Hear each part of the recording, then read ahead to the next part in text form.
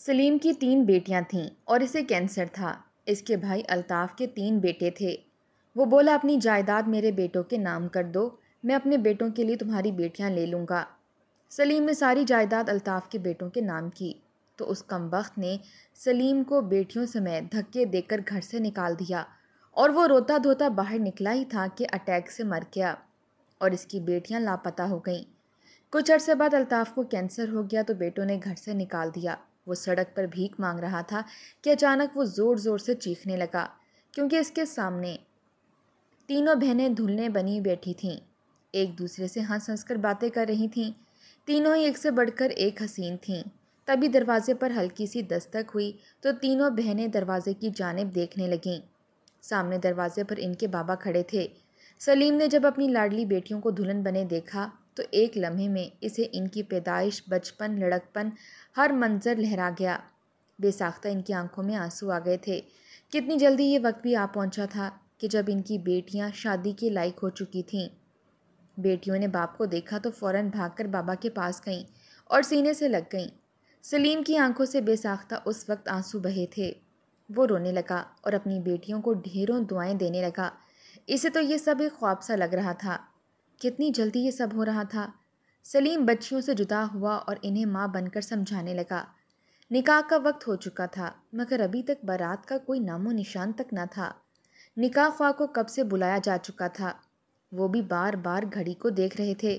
آخر تنگ آ کر سلیم کے پاس آئے اور بولے، محترم، بارات کب آنی ہے؟ میں نے 2 اور نکاح پڑھانے بھی جانا ہے۔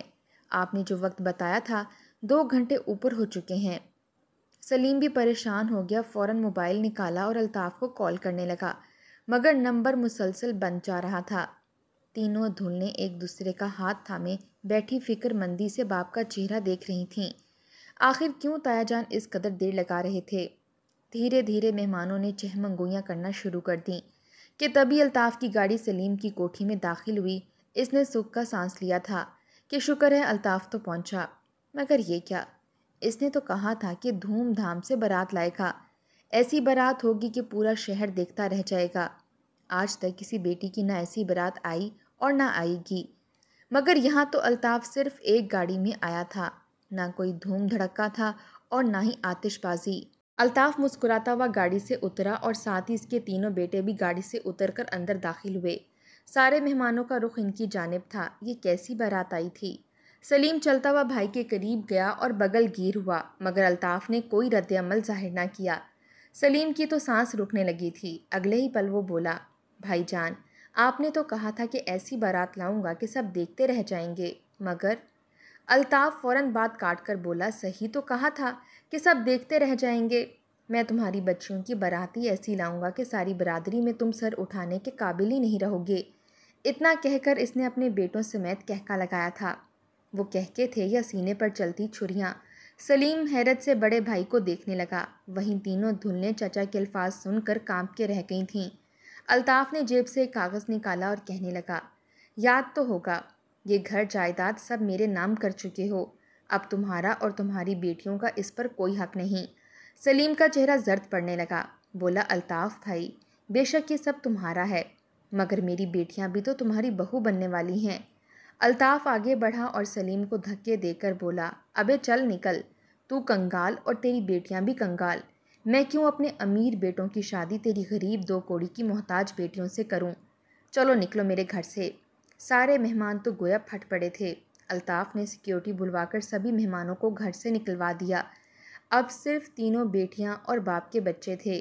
سلیم مارے صدمے کے زمین پر بیٹھ چکا تھا جب تینوں بچیاں دلہن بنی کمرے سے باہر نکلیں اور روتے ہوئے باپ کو سنبھالنے لگیں۔ الطاف کے تینوں بیٹے ہی آوارہ تھے۔ خوبصورت لڑکیوں کو دلہن بنے دیکھا تو آنکھوں ہی آنکھوں میں اشارے کرنے لگے۔ الطاف نے تینوں دلہنوں کو باپ سمیت گھر سے دھکے دے کر نکال دیا۔ وہ باپ کو تھامے دلہن بنی گھر کے گیٹ پر بیٹھی تھیں۔ یہ گھر تو ان کا تھا مگر آج سب کچھ ان سے چھن چکا تھا۔ ان کی آہو بکا عرش تک جا رہی تھی مگر الطاف اور اس کے بیٹوں کے دل پر ذرا بھی اثر نہ دکھا سکیں۔ سلیم نے بچیوں کو دلہن کے روپ میں یوں کھلے عام بیٹھے دیکھا تو کپ کپاتے ہوئے ہاتھوں سے بیٹیوں کے آگے ہاتھ جوڑ گیا۔ بیٹیاں باپ سے کچھ کہتیں اس سے پہلے ہی سلیم، یہ زندگی بھی انہیں کس موڑ پر لے آئی تھی۔ جان سے پیارا باپ جس نے ساری عمر اپنی بچیوں کو شہزادیوں کی طرح پال پوس کر بڑا کیا تھا، آج زندگی اور موت کے بیچ جھول رہا تھا۔ تینوں بیٹیاں بابا کے پاس بیٹھی سسک سسک کر رو رہی تھیں۔ سلیم کا علاج کینسر کے ماہر ڈاکٹرز کے زیر نگرانی ہو رہا تھا، مگر اس کے باوجود اس کی طبیعت میں سدھار نہ ہونے کے برابر تھا۔ اس کے سر کے بال آج پوری طرح جھڑ چکے تھے۔ سلیم نے جب خود کو آئینے میں دیکھا تو آنسو اس کے گالوں پر بہنے لگے تھے۔ ڈاکٹروں نے یہ تک کہہ دیا تھا کہ سلیم کا بچنا اب بہت مشکل ہے۔ وہ اپنی تینوں جوان بیٹیوں کو دیکھتا تو پریشان ہو جاتا۔ اس کے پاس دھن دولت کی کوئی کمی نہ تھی، ہر آرام و آسائش اس کے پاس تھی۔ وہ بہت ہی امیر آدمی تھا، مگر اسے فکر اس بات کی تھی کہ اس کے بعد اس کی بچیوں کو کون سنبھالے گا۔ سلیم یہی سوچ کر پریشان رہنے لگا اور ان کے لیے رشتے ڈھونڈنے لگا۔ اس کی بیٹیاں باپ کی حالت دیکھتیں تو رونے لگتیں، کہتی کہ ہم آپ کو اس حالت میں چھوڑ کر کبھی بھی نہیں جائیں گے۔ مگر وہ کہتا کہ میں چاہتا ہوں کہ مرنے سے پہلے تم تینوں کو اپنے گھر کا کر دوں۔ ایک روز حیدرآباد سے سلیم کا بڑا بھائی الطاف آ گیا۔ اسے سلیم کی طبیعت کے بارے میں علم ہوا تو 5 سال بعد دوڑا دوڑا بھائی کی عیادت کے لیے چلا آیا۔ سلیم نے عرصے بعد بھائی کو دیکھا تو سینے سے لگ کر کتنے ہی دیر دونوں بھائی پرانے گلے شکوے دھوتے رہے۔ سلیم امیر تھا، مگر اس کا بڑا بھائی بس مناسب سا ہی کاروبار کیا کرتا تھا۔ تینوں بھتیجیوں کو سینے سے لگا کر کہنے لگا، میری بچیوں، فکر مت کرنا، تمہارا تایا ابھی زندہ ہے، سائے کی طرح تمہارے سروں پر رہے گا۔ سلیم نے بڑے بھائی کو دیکھا تو وہ بھی مطمئن ہو گیا۔ ایک روز بچیوں کے رشتے کی بات بڑے بھائی سے کی تو الطاف کے چہرے پر ناگواری آ گئی۔ کہنے لگا، سلیم، کیا ہو گیا ہے تمہیں؟ گھر کے بچے ہونے کے باوجود بیٹیوں کو غیروں کو سونپو گے؟ آج کل جانتے بھی ہو حالات کیسے ہیں۔ میرے 3 بیٹے ہیں، مجھے یہ گوارا نہیں کہ میری پھول سی بچیاں پرائے گھروں میں جا کر ان کی جھڑکیں کھائیں اور ظلم سہیں۔ میں آج اور ابھی اپنے بچوں کو بلاتا ہوں اور ہم ان کی دھوم دھام سے منگنی کر دیتے ہیں۔ سلیم نے جب یہ سنا تو خوش ہو گیا۔ اس کا تو بالکل اس طرف دھیان نہ تھا کہ اس کے بڑے بھائی الطاف کے بھی 3 بیٹے ہیں۔ وہ خوشی خوشی اپنے بھائی کے گلے لگ گیا اور اس بات سے انجان کہ اس کا بھائی تو دماغ میں الگ ہی کھچڑی پکائے ہوئے بیٹھا ہے۔ اگلے ہی روز الطاف کے تینوں بیٹے ان کے ہاں آ گئے۔ تینوں ہی اپنے باپ کی طرح صورت میں تھے۔ سلیم اپنی بیٹیوں کے پاس چلا آیا اور ان سے کہنے لگا، بچیوں، اگر تم لوگوں کی ماں زندہ ہوتی تو یقیناً یہ سوال وہ تم سے کرتی، مگر کیونکہ وہ نہیں ہے اور تمہارا ماں اور باپ میں ہوں، اس لیے یہ سوال میں تم لوگوں سے کرتا ہوں کہ تمہارا تایا اپنے تینوں بیٹوں کے لیے تم تینوں کا رشتہ مانگنا چاہتا ہے۔ کیا تم لوگوں کو یہ رشتہ قبول ہے؟ اگر تم لوگ انکار کرتی ہو تو کوئی بات نہیں، میں اپنے بھائی کو منع کر دوں گا، مگر تم لوگوں کی مرضی کے خلاف ایک قدم بھی نہیں اٹھاؤں گا۔ تینوں بیٹیاں خاموش ہو گئیں۔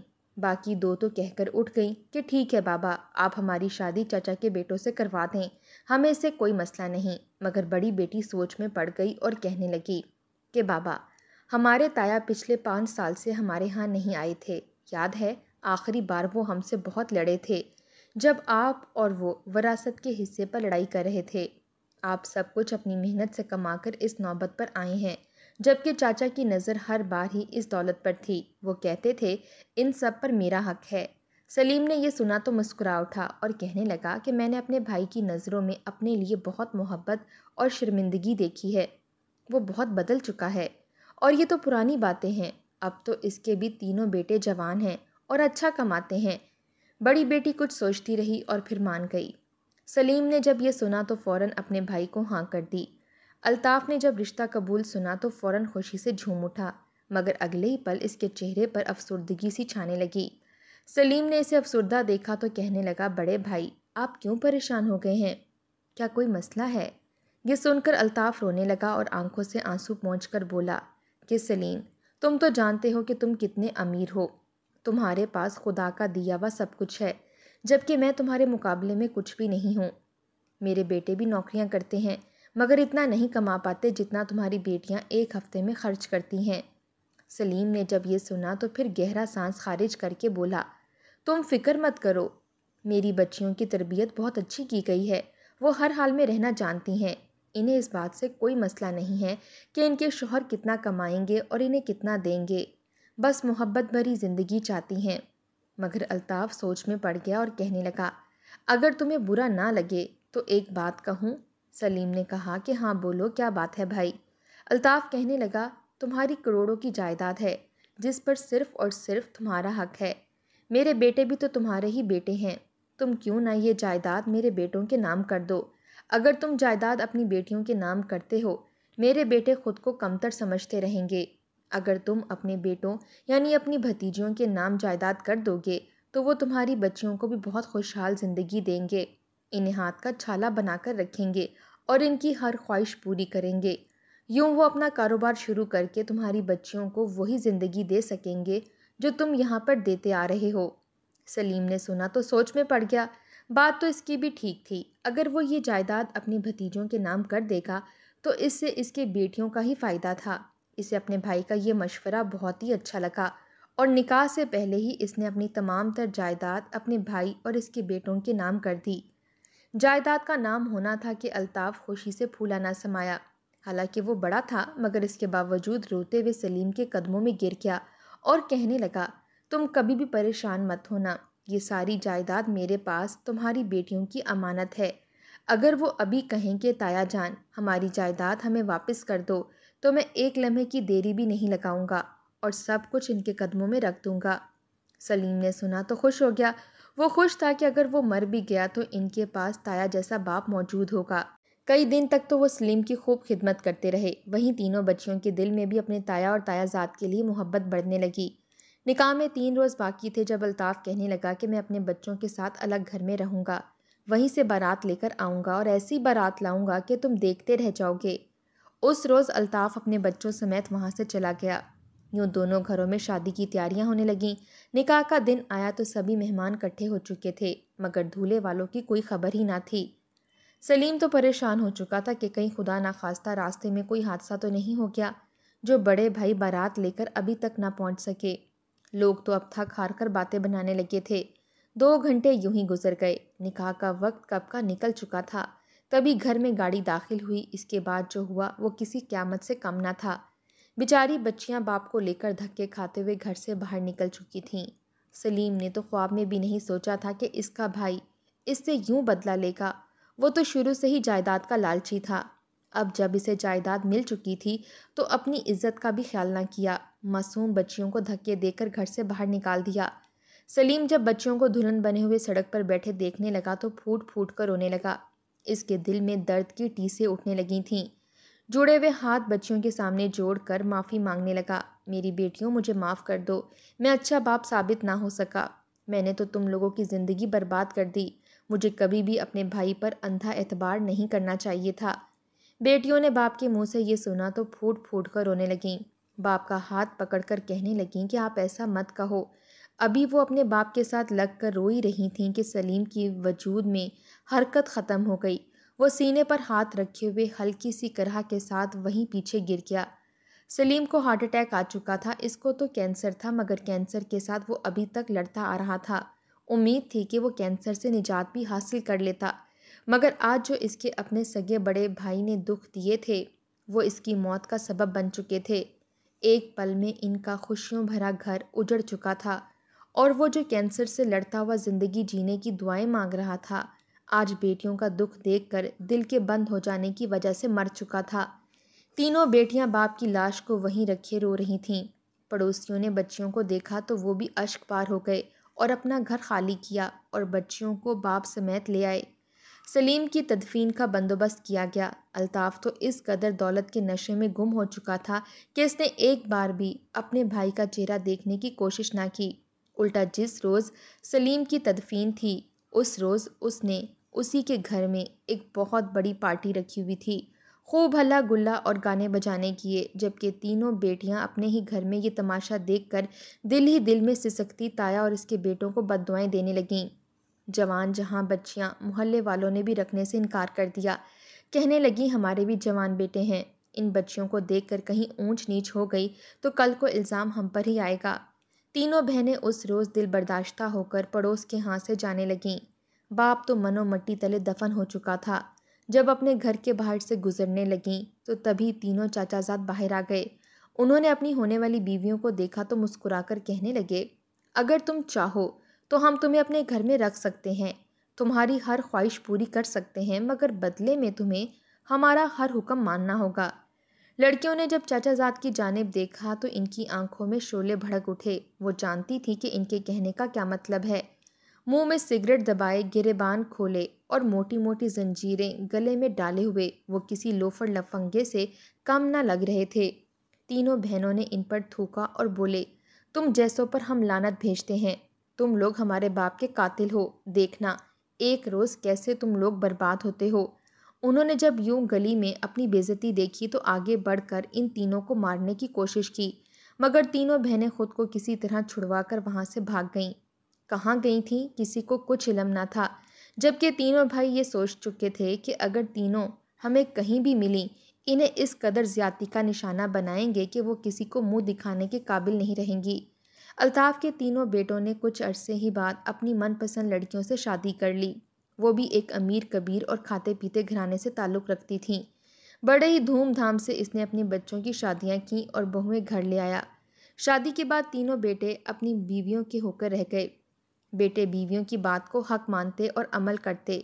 ہر وقت وہ گھر سے باہر رہا کرتے تھے۔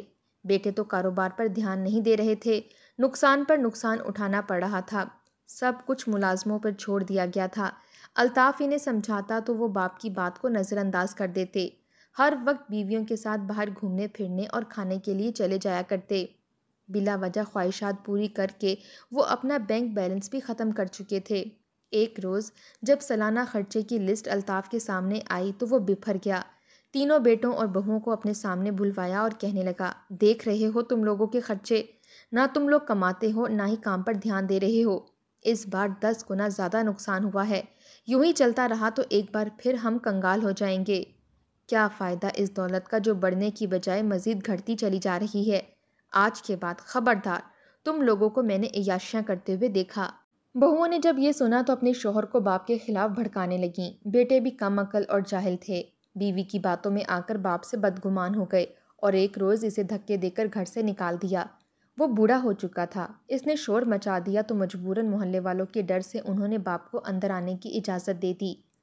الطاف کی طبیعت خراب رہنے لگی تھی۔ ایک روز جب ڈاکٹر کے پاس ٹیسٹ کروانے کے لیے گیا تو یہ بات سامنے آئی کہ اسے کینسر ہو چکا ہے۔ یہ سننا تھا کہ وہ دھاڑے مار مار کر رونے لگا۔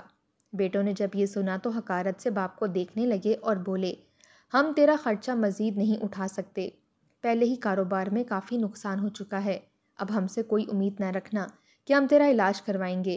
اس نے اپنے بیٹوں کے منہ سے یہ سنا تو بڑے بیٹے کو تھپڑ مار کر بولا، شرم کرو ہڈ حرامو، تم لوگوں کی خاطر میں نے کیا کیا نہیں کیا۔ اپنے چھوٹے بھائی کے ساتھ دھوکے بازی کی، اسے سڑک پر مرتا چھوڑ دیا، جوان جہاں بھتیجوں کو دلہن بنے ہوئے سڑکوں پر رلنے کے لیے چھوڑ دیا، صرف تم لوگوں کی خاطر، اور آج تم لوگ میرا علاج بھی نہیں کروا سکتے۔ بیٹوں کی آنکھوں پر پٹی بندھ چکی تھی، کہنے لگے سب کچھ تم نے ہمارے لیے نہیں بلکہ اپنے نفس کی تسکین کے لیے کیا تھا۔ چند روز بعد انہوں نے الطاف کو دھکے دے کر گھر سے نکال دیا۔ آج وہ خود بھی یوں ہی روڈ پر پڑا تھا اور رو رہا تھا، اپنے بھائی کو یاد کر رہا تھا۔ وہ جان چکا تھا کہ یہ سب کچھ اس کے ساتھ، اس کے بھائی کے ساتھ کی جانے والی زیادتیوں کی وجہ سے ہو رہا ہے۔ وہ یوں ہی روتا ہوا زندگی سے تنگ سڑک پر چلنے لگا کہ تبھی اسے کچھ ایسا نظر آیا جس کو دیکھ کر اس کے پیروں کے نیچے سے زمین نکل گئی۔ وہ دھوپ میں سڑک کنارے بیٹھے ہوئے تھوڑی دیر سوچتا رہا تھا۔ پیاس کی شدت عروج پر تھی مگر وہاں پر پانی کہیں بھی نظر نہیں آ رہا تھا۔ وہ آس پاس گزرتے لوگوں سے پانی مانگ رہا تھا مگر کوئی بھی نہ دیتا تھا۔ تبھی ایک گاڑی اس کے پاس آ کر رکی۔ کوئی لڑکی اس گاڑی سے اتری تھی اور آگے بڑھ کر پانی کی بوتل اس شخص کی جانب بڑھانے لگی۔ الطاف نے پانی کی بوتل لی اور پینے لگا۔ اس کے حواس بحال ہوئے تو نظر اٹھا کر دیکھتے ہوئے بولا، شکریہ بیٹا، خدا تمہارا بھلا کرے۔ مگر جب اس نے چہرہ دیکھا تو اس کی آنکھیں کھلی کی کھلی رہ گئیں، کیونکہ یہ تو اس کی بڑی بھتیجی فاطمہ تھی۔ وہ کتنی دیر حیرانگی سے دیکھتے رہا اور پھر کہنے لگا، تم زندہ ہو؟ تم کہاں چلی گئی تھی؟ تمہاری باقی بہنیں کہاں ہیں؟ ہو سکے تو مجھے معاف کر دو، میں نے تم لوگوں کے ساتھ جو کچھ کیا آج وہ سب میرے بیٹے میرے ساتھ کر رہے ہیں۔ اتنا کہہ کر بوڑھا الطاف بھتیجی کے آگے ہاتھ جوڑ کر رونے لگا۔ فاطمہ نے اسپاٹ سے انداز میں تایا کو دیکھا اور پھر اسے اٹھا کر گاڑی میں بٹھائے لے جانے لگی۔ وہ سارے راستے اسے معافی مانگتا رہا مگر فاطمہ نے کوئی جواب نہ دیا۔ اس نے گاڑی ایک گھر کے باہر روکی تھی اور اندر سے کچھ سیکیورٹی اہلکار کو بلوایا۔ 2 شخص باہر آئے، الطاف کو اپنے ساتھ لے جانے لگے۔ فاطمہ کہنے لگی، یہ بزرگ مجھے سڑک کنارے بیٹھے ملے تھے، بے سہارا ہیں، ان کا کوئی سہارا نہیں رہا، انہیں اولڈ ہوم میں رجسٹر کر لو۔ جبکہ الطاف وہیں پاگلوں کی طرح کہہ رہا تھا کہ میرے 3 بیٹے ہیں، میری 3 بھتیجیاں بھی ہیں جن کو میں نے دھوکہ دے کر گھر سے نکال دیا تھا، میرا چھوٹا بھائی مر گیا تھا، میں بڑا ہی ظالم مرد ہوں، مجھے کہاں لے کر جا رہے ہو؟ جبکہ فاطمہ خاموشی سے گاڑی چلا کر آگے بڑھ گئی، اس آشیانے کے دفتر میں پہنچی اور بولی، آج گھر جاتے ہوئے ایک بزرگ ملے جنہیں آشیانے میں چھوڑ آئی ہوں۔ سامنے کرسی پر بیٹھی عمر رسیدہ خاتون مسکرائی اور بولی، اسفند کی کال آئی تھی، آج ڈنر باہر کرنے کا کہہ رہا ہے، گھر جا کر تیار ہو جاؤ، ہم سبھی چل رہے ہیں۔ فاطمہ مسکرائی تھی، اس کی دونوں بہنیں بھی اسی کے ساتھ تھیں، اچھی جگہ شادیاں ہو چکی تھیں، خوش تھیں، جبکہ وہ جس اولڈ ہوم میں آئی تھیں وہاں کی ہیڈ نے سلیم کی بڑی بیٹی فاطمہ کو بہو بنا لیا تھا اور باقی دونوں کی بھی بڑے گھرانوں میں شادی کروا دی تھی۔